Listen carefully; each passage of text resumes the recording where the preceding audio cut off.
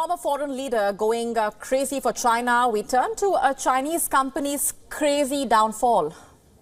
I am talking about Evergrande, the debt-laden Chinese property giant.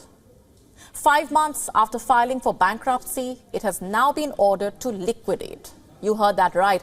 Evergrande has been asked to abolish its operations by a Hong Kong court.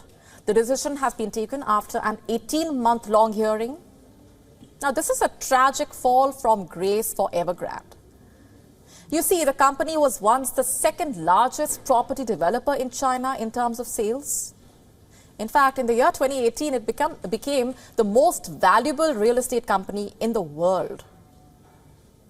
Cut to the year 2021, and Evergrande became the poster child of China's real estate crisis.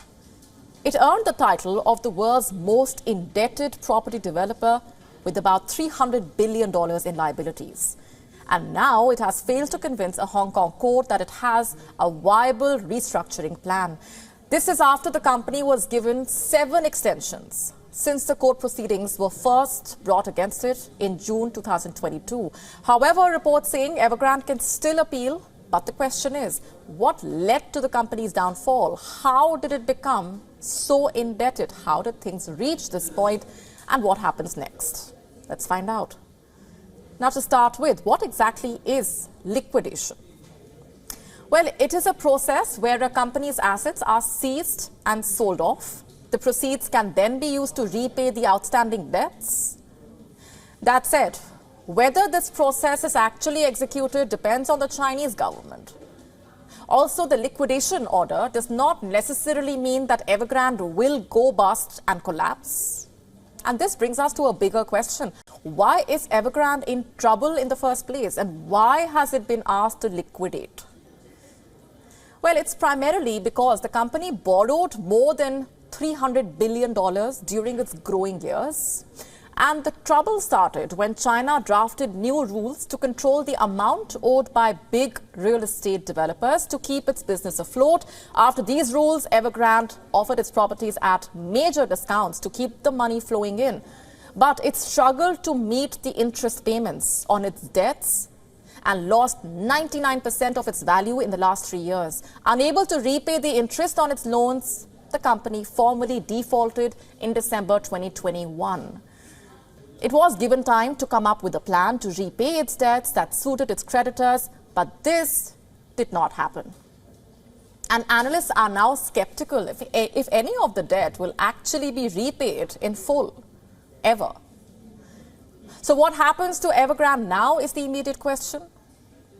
Well, the court has ruled that Evergrande's boss, Hui Ka-yan, who is under criminal investigation, would no longer control the company. It added that Evergrande's broader management would be revamped in a bid to ease the fears of the creditors. And besides this, the court will also appoint a body tasked with liquidating Evergrande's assets in Hong Kong. The company, however, insists that its operations in the mainland will be unaffected by the decision. Next question, will this decision affect China's economy? Not really. Analysts say Evergrande's legal troubles are unlikely to spark a lot of concern on the mainland. They say that the impact would have been evident when the company went bankrupt, and the disintegration of its dead husk is unlikely to do much either.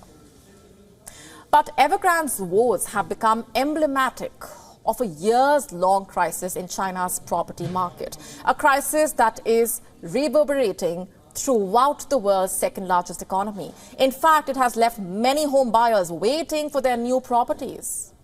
Many of them have even taken to social media sites, such as Weibo, to share their frustration about the property developers. They fear that Evergrande's fall may trigger a domino effect, where more property giants fall one by one. WION now available in your country. Download the app now. Get all the updates on the move.